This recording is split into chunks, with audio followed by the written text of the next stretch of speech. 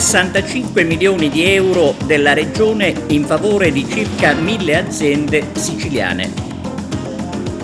Intervista al segretario provinciale della CGIL di Agrigento, Alfonso Buscemi. Una strada trappola alle porte di San Leone. Master di scrittura ad Agrigento, concerto di Anna Tatangelo a Favara, premio nazionale alla memoria per Pio Capodieci. Acragas e coppa di promozione nella pagina sportiva.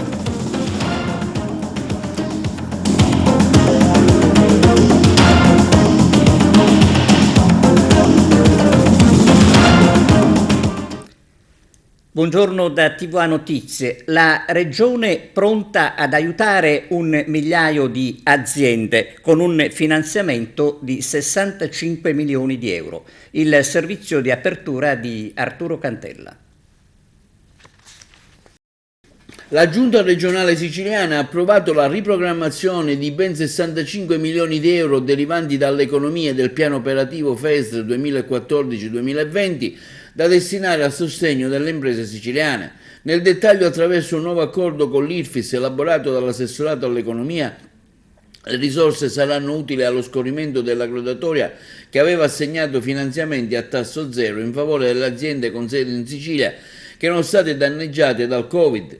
Il nuovo stanziamento, afferma il Presidente della Regione Schifani, ci consentirà di mantenere un altro degli impegni assunti, come il tessuto imprenditoriale siciliano, cioè di non lasciare inevasa alcuna richiesta di aiuto. Grazie a questa manovra saranno circa 1 migliaio le imprese che potranno beneficiare del Covid-19 e dei suoi aiuti. Potremmo così fare scorrere fino a esaurimento la graduatoria gestita dall'IRFIS e non si perderà un euro delle preziose somme ricevute dall'Europa.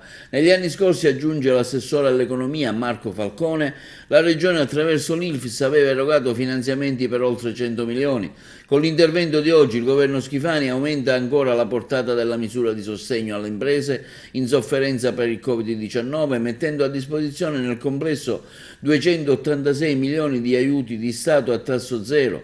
Proseguiamo nella strategia regionale di garanzie sulla liquidità e il credito che devono accompagnare le nostre aziende in fase economica di potenziale rilancio. La regolarità delle stanze delle singole aziende era stata già vagliata precedentemente dall'IRFIS al momento dell'avvio della misura, un passaggio che determinerà una maggiore speditezza nell'assegnazione delle forme. Continua il lavoro del governo Schifani a favore delle imprese siciliane, sottolinea l'assessore di Tamaio. Già a inizio mese il CRIAS, tramite l'assessorato alle attività produttive, aveva trasferito oltre 21 milioni di euro dalla finanziaria regionale, che avevano permesso il finanziamento di circa 300 istanze. Oggi questo nuovo stanziamento darà un'ulteriore spinta al tessuto produttivo siciliano. Via libera dalla Giunta regionale allo stanziamento di circa 60 milioni di euro per la realizzazione di 40 interventi ritenuti prioritari e indifferibili per garantire una più efficace tutela del patrimonio idrico fluviale della Sicilia e prevenire pericolosi eventi alluvionali. Il provvedimento, dice il Presidente della Regione Schifani, si inserisce nella strategia del mio governo per contrastare le conseguenze pericolose per la popolazione di fenomeni meteorologici violenti che hanno colpito e che potrebbero colpire il territorio isolano. La manutenzione degli alvei in questo senso è un'attività essenziale per una puntuale opera di prevenzione del rischio idrogeologico. Il documento è stato elaborato dall'autorità di bacino del distretto idrografico della Sicilia e annovera una serie di interventi ormai non più rinviabili, risultato di diverse ricognizioni di pulizia idraulica. Il pacchetto di circa 40 interventi fa riferimento al piano di azione e coesione e graverà sui fondi POC. Sono 12 quelli che possono essere messi già in appalto per un totale di 12 milioni di euro, in particolare nella nostra zona, nell'Agrigentino, il canale Mollarella, i 2 affluenti a Licata, il fiume di San Leone ad Agrigento. Poi si tratta della provincia di Caltanissetta, nell'Ennese il fiume di Taino e quindi le province di Messina, di Ragusa. Gli altri, per ulteriori 47 milioni di euro, circa grazie all'apprezzamento da parte della Giunta di Governo, potranno seguire il loro iter, dal momento che le relative progettazioni esecutive sono in via di definizione e ormai prossime alla conclusione. E Arturo Cantella ha intervistato Alfonso Buscemi, segretario provinciale della CGIL di Agrigento, su sanità e cartello sociale. Oggi è arrivata una nota in merito al cartello sociale, alle continue problematiche sulla sanità che voi avete sollevato. Ricordiamo che per lei, insieme alle altre componenti sindacali con la Chiesa, con Don Mario Sorce, avete attenzionato tanto il problema. Sì, abbiamo sostanzialmente denunciato quello che tutti i cittadini ogni mattina scoprono, l'impossibilità di avere un servizio sanitario efficiente, un servizio sanitario che cura le persone, che anche dal punto di vista burocratico riesca a fare bene. Non è un caso che una manifestazione promossa dal cartello sociale, partecipata da diverse migliaia di persone, siamo andati più o meno con una presenza di più di 3.500 persone in una manifestazione quasi improvvisata. Questo dimostra l'esigenza di porre un accento. Non ci possiamo accontentare della giustificazione non ci sono medici, è un problema che non ci sono medici, è un problema di cui la politica deve fare il mea culpa e soprattutto deve porre rimedio, ma c'è anche un problema di organizzazione del lavoro, perché ci sono delle condizioni e delle situazioni tali che fanno davvero rabbrividire. Noi è da 2 anni che poniamo il problema delle commissioni invasi civili. Stiamo valutando cosa fare, abbiamo scritto già al Presidente della Repubblica, però qui l'ASP non si muove.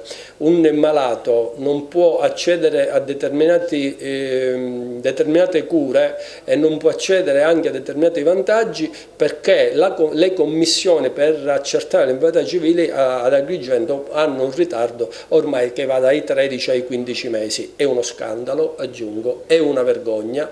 Ci sono le risorse a disposizione per l'abbattimento delle liste di attesa, ma da 2 anni queste risorse non vengono utilizzate. In un primo momento 2 anni fa avevamo proposto di consentire ai medici, ai lavoratori di fare dei progetti straordinari fuori l'orario di lavoro. Questo ci ha consentito in 6 mesi di abbattere 2 anni di arretrato. Poi a quei lavoratori non li hanno pagati, costringendoli ora a dire le vie legali, andremo davanti al giudice e soprattutto non c'è più disponibilità, visto l'incapacità di questa azienda di mantenere fede ai propri impegni, di fare l'abbattimento delle liste d'attesa. L'incidente che ha causato gravi ferite ad un medico agrigentino caduto con il proprio scooter in via Luca Crescente ad Agrigento ripropone la pericolosità della strada alle porte di San Leone. Saranno i carabinieri intervenuti sul posto a stabilire le cause dell'incidente, tuttavia, come sostengono coloro che giornalmente percorrono il tratto di strada, non si può non stigmatizzare il pericolo creato dai dossi e dagli avvallamenti che lasciano indifferenti i competenti uffici del comune. TVA Notizie aveva segnalato recentemente in che condizioni è ridotta la strada.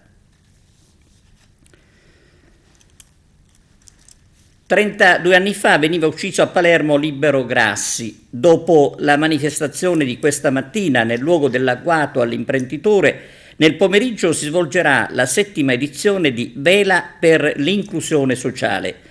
I bambini della Calsa e del CEP e gli educatori di Addio Pizzo saliranno a bordo delle imbarcazioni dei soci della Lega Nazionale Italiana, tra cui una barca a vela sequestrata dalla Guardia di Finanza nel corso di un'operazione contro l'immigrazione clandestina. In serata presso Acqua dei Corsari si terrà un dibattito sull'abbandono dell'area intitolata a Libero Grassi. Ascoltiamo adesso il sindaco di Palermo, Roberto Lagalla. Il tempo dei testimoni non ha età. Libero Grassi sicuramente è un testimone, come dire, di coerenza e anche di una virtuosa capacità di distinzione rispetto, diciamo, a comportamenti che in qualche modo potevano essere ricondotti ad abitudini o conformismi.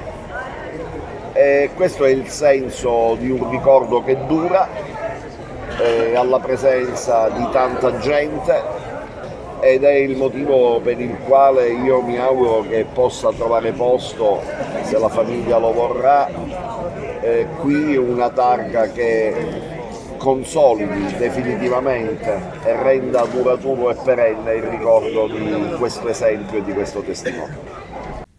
Imbrattano un segnale stradale e lasciano abbandonata sul posto la vernice rossa. Succede a Fontanelle, nella rotatoria che dal viale Sicilia conduce a via Butera. Non è chiaro se i vandali sono stati scoperti e quindi sono scappati oppure hanno lasciato volutamente il segno della loro stupidità. Adesso si spera che il contenitore con la vernice venga rimosso e il segnale sostituito. Premio nazionale alla memoria per il sindacalista della CGIL e dirigente socialista Pio Capodieci, il servizio di Arturo Cantella. Parliamo di questo premio, un premio dedicato a una persona che nel mondo del sindacato si è particolarmente speso. Sì, vogliamo ricordare oggi Pio Capodieci, persona sensibile per bene, per anni dirigente dell'INPS, sindacalista di valore, e insieme ai suoi parenti e amici vogliamo soltanto ricordare la figura di una persona che ha dato tanto alla provincia di Agrigento, e quindi consegneremo un premio, un ricordo alla moglie. Crediamo oggi di avere ricordato e ricorderemo una persona veramente che ha dato un grosso contributo non solo al sindacato ma anche all'attività politica, distinguendosi per i suoi atti amministrativi alla provincia regionale. Un premio a una personalità che si è particolarmente distinto nel mondo del sindacato, anche con il vostro, con la CGIL. Sì, e noi ricordiamo il nostro dirigente sindacale, ma ricordiamo anche l'uomo Pio Capodieci, il lavoratore, un uomo generoso, altruista, disponibile da sempre, come non ricordare il funzionario che è stato all'INPS, sempre disponibile per la gente che aveva necessità di avere notizie, di avere pratiche. All'INPS ci vanno le persone che hanno sempre particolari problemi. Poi, dopo un'esperienza politica, una breve esperienza politica, approda al nostro sindacato come dirigente del sindacato dei pensionati, mettendo a disposizione della nostra organizzazione la sua grande esperienza da funzionario, appunto. È stato molto utile e importante per tutta la tematica previdenziale, quindi dopo Piero anche Pio e tutti gli altri compagni e compagne che hanno contribuito in modo determinante a lasciare traccia di una grande organizzazione come quella della CGIL. Signora, un ricordo di suo marito, oggi una targa in sua memoria. Sì, ricordo di Pio che è stato un grand'uomo, lo dico io, forse sono la meno adatta perché sono troppo coinvolta in questo, ma proprio a detta di tutti veramente è stato un grand'uomo nella sua vita che si è prodigato per tutti. Quindi ringrazio anche TVA per essere qui presente e per ricordare Pio Capodieci dopo quasi 55 anni di vita assieme. A settembre sono 55 anni. Gli ex percettori del reddito di cittadinanza sono tornati a manifestare a Palermo. Loro sono gli ex percettori del reddito di cittadinanza, si sono dati appuntamento a Piazza Vittorio Veneto a Palermo per manifestare il loro dissenso sulle restrizioni e il definitivo tramonto alla misura di sostegno che ha garantito negli scorsi anni le fasce sociali maggiormente disagiate. Un tema delicato che potrebbe preannunciare un autunno caldo in tutta Italia, ma specialmente al sud, dove i percettori sono proporzionalmente in numero più elevato a causa delle difficoltà a trovare lavoro che a detta dei manifestanti oggi dovrebbe essere garantito dalla regione siciliana.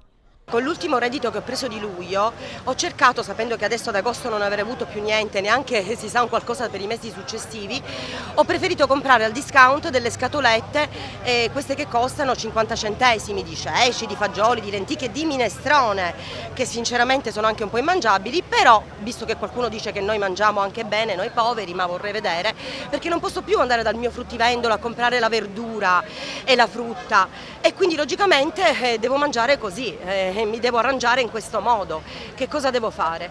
Dopo una vita di lavorare mi ritrovo qua, adesso, a Palermo, nella mia terra, ad avere questa difficoltà proprio per inserirmi nel mondo del lavoro, vista anche l'età che mi ritrovo, e quindi cosa fa lo Stato? Mi abbandona. Chiediamo un lavoro. Oltre 45.000 famiglie siciliane, quindi 100.000 persone, hanno ricevuto un messaggio in quanto l'INPS appunto sospenderà il reddito di cittadinanza a qualcuno già a partire da agosto, altri a partire da settembre. Purtroppo in una Sicilia in cui il lavoro comunque manca, però non lo chiediamo perché è un diritto per tutti avere un lavoro. Ecco, voi ve l'aspettavate? In realtà sì, infatti noi manifestiamo già da oltre 12 mesi, da oltre un anno, manifestiamo in maniera continua. Quello che appunto stride è l'atteggiamento remissivo da parte appunto del governo siciliano che non ha fatto nulla, perché se è vero che insomma il reddito di cittadinanza è una misura a livello nazionale, è anche vero che non è distribuita in ugual modo. Sono arrivati nuovamente gli altri SMS agli altri percettori, ovviamente l'INPS è stato molto più delicato perché comunque la Meloni ha dato quest'ordine di essere un po' più delicati all'ultimo SMS. Ovviamente siamo sempre lì, hanno rimandato nuovamente la pena di morte a questa gente, dove dicono tu da ora in poi sei in mezzo alla strada e non puoi fare più nulla. Noi abbiamo qui lo stato altamente di abbandono, i servizi sociali che sono fantasma, non esistono, non possono prendere in carico tutti questi percettori. Noi oggi chiediamo all'assessorato regionale del lavoro un lavoro subito e immediato, perché noi non ci fermeremo, che sia chiaro che possiamo essere 200, che possiamo essere 20.000, noi non ci fermiamo, è inutile, se ne devono fare una ragione, finché questa gente non viene tutelata al 100% o che qui a Palermo non vengano dati i servizi giusti per poter far lavorare a questa gente, noi non ci fermiamo. Allora anche un gruppo di giovani danno solidarietà ai percettori che hanno perso il reddito. Sì, assolutamente sì, io credo che in Sicilia quello dell'eliminazione del reddito di cittadinanza sia un problema serio che riguarda tutti. Non è un caso che la maggior parte di percettori, di disoccupati si trovi proprio in questa isola perché insomma sappiamo benissimo che ha i più alti tassi di disoccupazione, che qui trovare un lavoro che sia anche in qualche modo dignitoso, che possa dare stabilità economica per il futuro è davvero complicato. Polemiche a Messina per l'invio da parte dell'azienda per il servizio idrico AMAM di autobotti a Roccalumera, mentre la città capoluogo soffre la mancanza di acqua. Ad oggi è una settimana dall'accesso agli atti che ho presentato, mi preme ricordare che i consiglieri comunali possono presentare accesso agli atti, ai documenti dell'amministrazione e non sono soggetti a dei termini previsti dalle leggi come qualsiasi cittadino. A semplice e immediata richiesta dovrebbe seguire una trasmissione della documentazione. Sono in attesa, è passata una settimana, cercherò anch'io di pazientare. Ho sollevato due questioni ben precise. La prima è relativa ad una fornitura di autobotti, quindi a dei trasporti di autobotti e all'utilizzo di autobotti dell'AMAM inviate dall'AMAM, quindi dalla sede del Viale Giostra, al comune di Roccalumera nel periodo estivo. Ho potuto visualizzare i fogli di marcia, non so se questo servizio sia stato fatturato e pagato, ovviamente resto in attesa.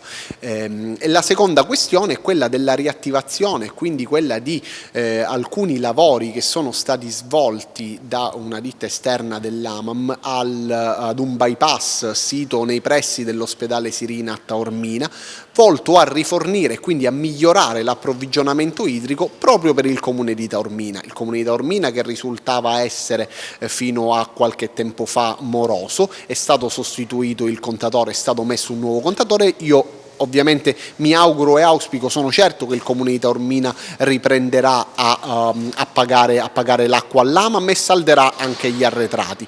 Perché fa tanto discutere? perché diventa oggetto del suo intervento queste due azioni? Beh, fa discutere perché Messina ha subito un periodo di emergenza idrica. Ho potuto sentire qualche intervista della presidente dell'AMAM Bonasera, la quale ha dichiarato candidamente che non si tratta di emergenza idrica, che lo vada a spiegare ai tantissimi cittadini messinesi che non potevano lavarsi, che non potevano fare una doccia, che non potevano lavare i propri figli, che hanno dovuto ricorrere all'aiuto di vicini di casa, di amici o di parenti per quelli che sono dei servizi base ed essenziali. Si è detto che Messina a breve tornerà alla normalità, in ogni caso quella dell'AMAM e quella di Messina non è la normalità, perché ci sono delle zone di Messina, tante zone di Messina, che già dalla prima mattina non sono più servite dall'acqua, quindi l'acqua non arriva, i rubinetti sono vuoti, per cui anche le semplici attività giornaliere diventano molto complicate, e questo non è accettabile nel 2023. Prosegue ad Agrigento, al Polo San Lorenzo in via Atenea, il master di scrittura. Sono state 2 ore di chiacchierate, di domande, di considerazioni che ho messo sul tavolo all'inizio, proprio avendo fatto questo mestiere per parecchi anni, augurandomi di farlo ancora. Sono per l'appunto un autodidatta e ho invitato tutti, avendone la possibilità, a frequentarla anche una scuola e al contempo essere anche autodidatti di se stessi. Le parole nella musica è una faccenda che riguarda la scrittura, ma riguarda anche la possibilità di interpretarle, queste parole, la possibilità di dare una centralità ancora alla parola che oggi è messa in dubbio spesso dalla predominanza delle immagini. Quindi abbiamo cercato, come dire, di fare un po' un'analisi dello stato delle cose nel modo meno pedante possibile, da parte mia spero, interessante e curioso per tutti. Io credo che nella formazione la scuola reciti un ruolo ancora molto importante e una centralità che bisogna nuovamente arricchire, perché noi domani possa essere ancora uno Stato e una nazione non di consumatori, ma di cittadini, di persone che hanno anche un'idea morale nel senso più ampio della parola, della vita, e non solo un'idea industriale fatta che si svolge in termini di produzione e di consumo solamente.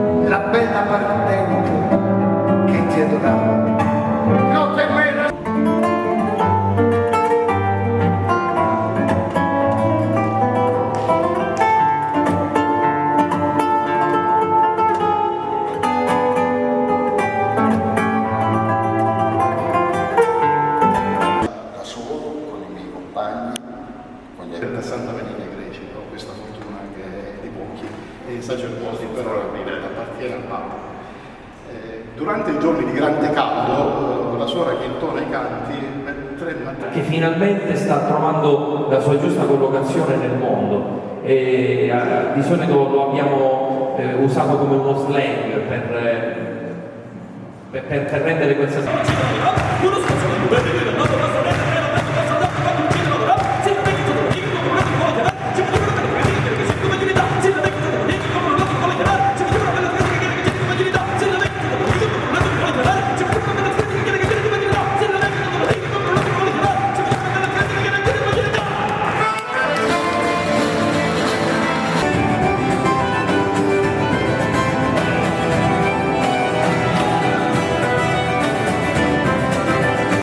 E veniamo agli ingenti. In azione a Messina, uomini della Forestale e Canadair.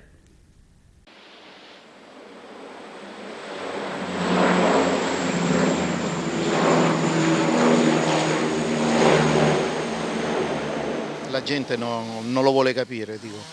E noi ci troviamo qua ad affrontare quello che è giusto affrontare. non si rende conto che ci sono state numerose esplosioni di bombe che ti danno fuoco in punti dove si mette a rischio veramente la salute, ma soprattutto la vita delle persone e dei beni, e si continua così imperterriti.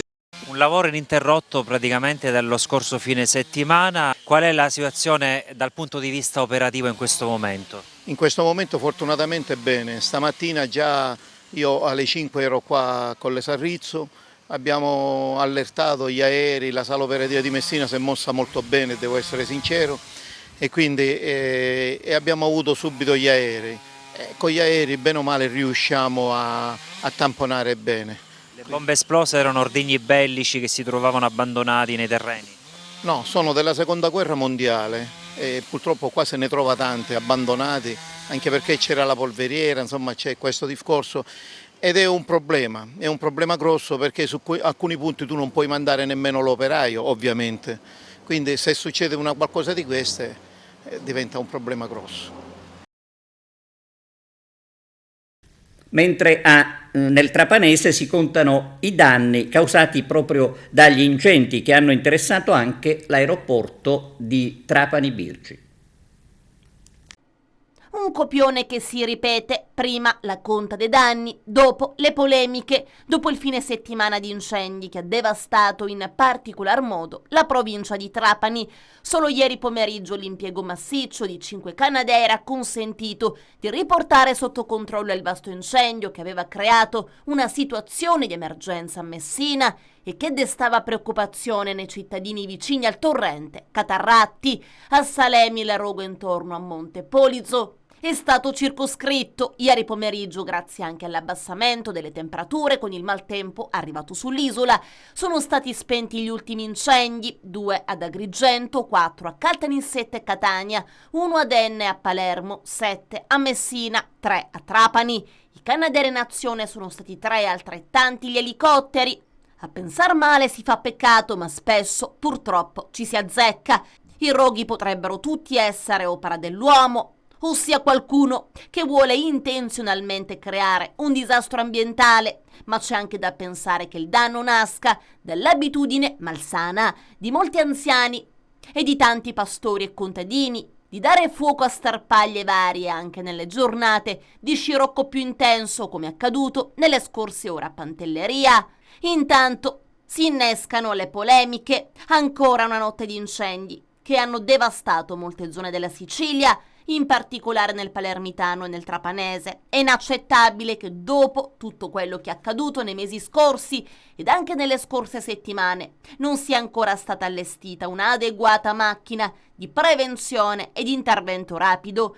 Chiediamo che alla ripresa dei lavori dell'ARS il presidente della regione Renato Schifani venga in aula a riferire sull'emergenza incendi senza ricorrere, come lo scorso 1 agosto, ad una letterina inviata ai parlamentari e letta dalla presidenza dell'ARS a Sala d'Ercole. Così dice Michele Catanzaro, capogruppo del PD all'ARS.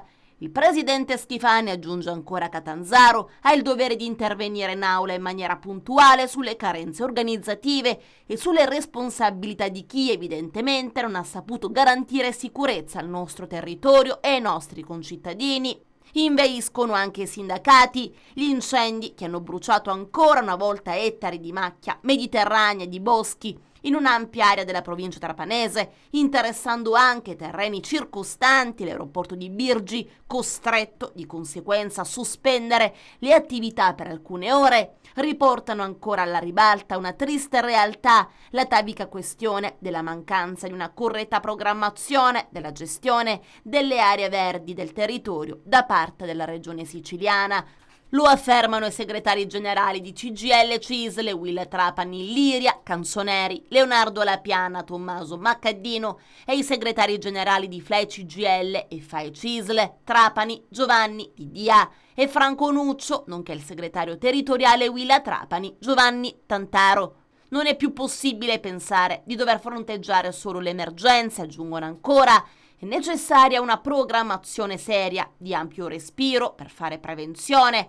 A tale scopo bisogna far sedere gli attori coinvolti intorno a un tavolo e bisogna farlo subito. È È vero che il sistema antincendio esiste ed è operativo, ma i mezzi sui quali si fa affidamento sono spesso vetusti, non moderni e soprattutto non adatti a garantire la sicurezza dei lavoratori. Il ricambio generazionale degli addetti al comparto è ormai anch'esso un fatto improcrastinabile, così come sarebbe esattamente utile ampliare il numero di giornate lavorative che garantiscano una presenza maggiore di addetti antincendio, in modo che la loro presenza possa anche fare da deterrente nei confronti dei piromani.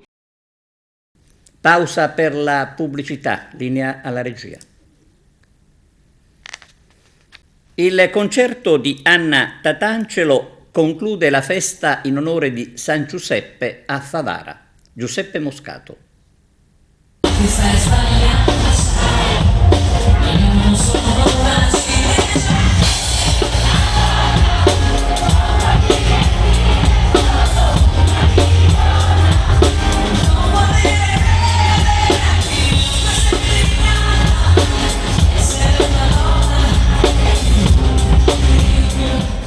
Migliaia di persone hanno invaso ieri sera Favara per assistere al concerto di Anna Tatangelo, lo spettacolo che ha concluso i festeggiamenti in onore del patriarca San Giuseppe. Non solo favaresi, i fans della nota cantante, quella ragazza di periferia che a soli 15 anni era già una star di Sanremo, sono arrivati dalla provincia e anche da diversi luoghi della Sicilia. Un successone per la neonata associazione San Giuseppe, presieduta dal giovane Roberto Cipolla, che quest'anno ha preso le redini della festa più amata dei favaresi, che era ferma da circa 14 anni, almeno per quanto riguarda queste proporzioni. 10 giorni tra fede, musica, spettacolo e tradizioni popolari che hanno rivitalizzato la città di Favara, partecipatissime tutte le iniziative predisposte, ad iniziare dalle tradizionali minestre di San Giuseppe, tavolate preparate dalle famiglie per ex voto.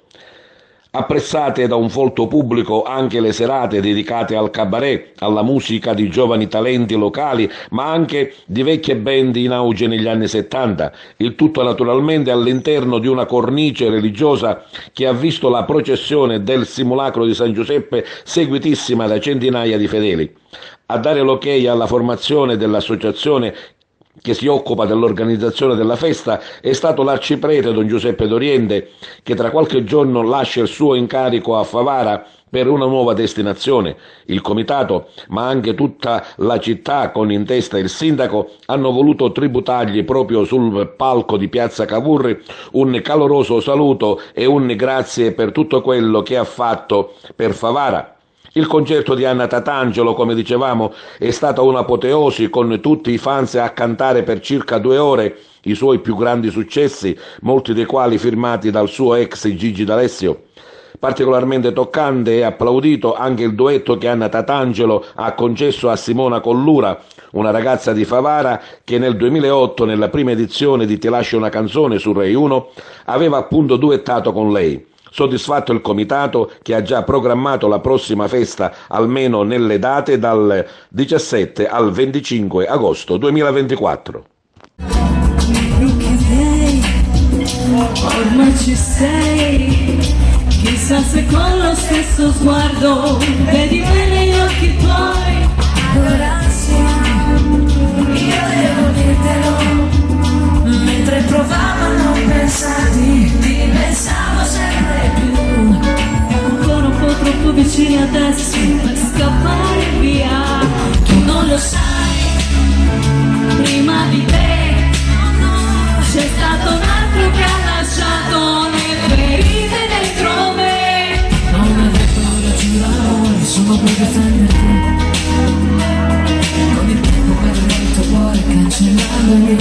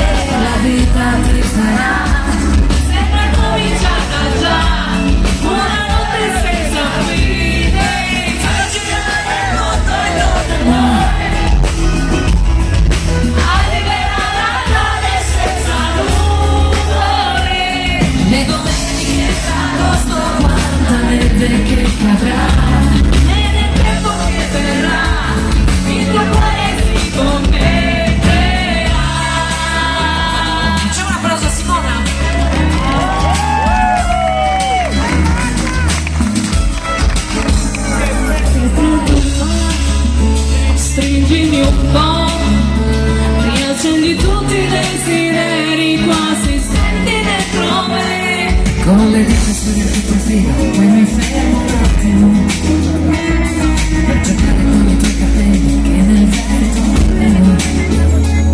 prima di scoprire un bacio nuovo che sapore dà. Io ti dirò le cose dette mai,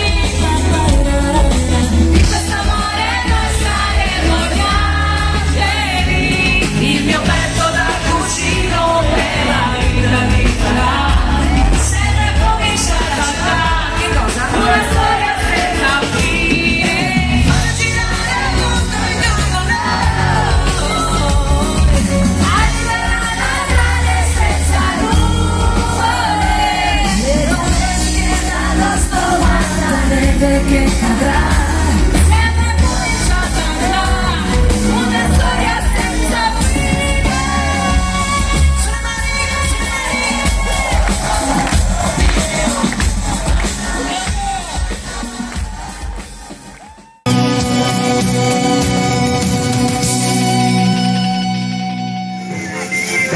Il progetto Bentornato Emigrato 2023 è stata un'esperienza straordinaria che ha riunito emigrati, turisti e residenti in un evento indimenticabile.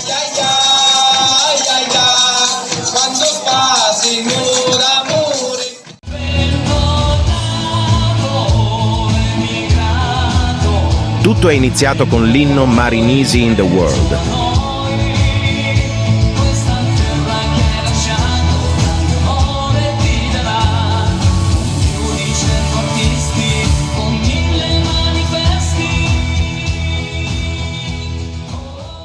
E un affascinante corteo di balli in costume presentato dal gruppo folcloristico Fiori del Mandorlo.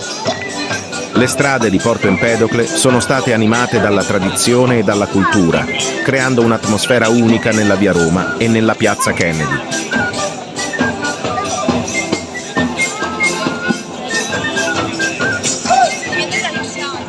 Il Grest estivo presso la ludoteca Wonderland ha offerto momenti di divertimento e apprendimento per i più giovani, mentre il mini torneo di calcetto ha portato entusiasmo e competizione sportiva alla comunità.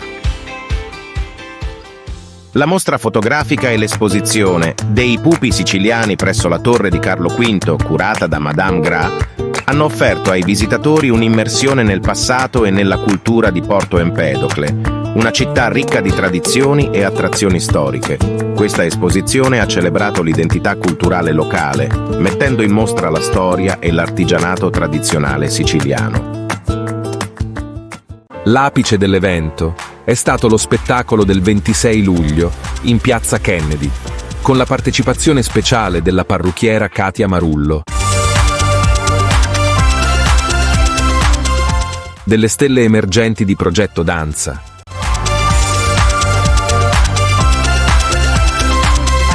del rinomato storico Salvatore Marullo. Porto Empedocle è importante a livello storico, a livello letterario. La posizione geografica di Porto Empedocle non ha eguale. E dello straordinario spettacolo di Rino e Gli Amici per sempre. L'energia e il talento di questi artisti hanno reso la serata indimenticabile. L'emozione culminante è stato Emozioni riunite. È stata raccontata in numerose testimonianze letterarie. Un evento coinvolgente che ha riunito cuori e storie di emigrati. Infine, lo spettacolo commovente Io, l'emigrante, ha concluso questa prima edizione del progetto, lasciando un segno indelebile nei cuori di tutti i partecipanti. Grazie a tutti gli aderenti che hanno contribuito al successo di questo progetto straordinario. Al gruppo folcloristico Fiori del Mandorlo, alla parruccheria Dacci un taglio di Katia Marullo, alla ludoteca Wonderland di Antonella Inclima, all'associazione Madame Gras, a Progetto Danza delle sorelle Bartolomeo, allo storico e collezionista empedoclino Salvatore Marullo, alla band Gli Amici per sempre di Rino Ciofalo, al cantante Giuseppe Monaco, al mister Raimondo Filippazzo, al professore Alfonso Marchica. alla presentatrice Simona Carisi, a tutti gli attori e artisti a vario titolo partecipanti allo spettacolo Io, l'emigrante, al cantautore Antonio Di Stefano, agli sponsor Ficarra Piante e Fiori, Moleo Luxor Apartment, Acqua Sana System, Dacci un taglio. Il progetto Bentornato Emigrato è stato promosso dalla cooperativa Ulisse e patrocinato dal comune di Porto Empedocle. Il prossimo anno promette ancora più emozioni e sorprese. Arrivederci al prossimo anno.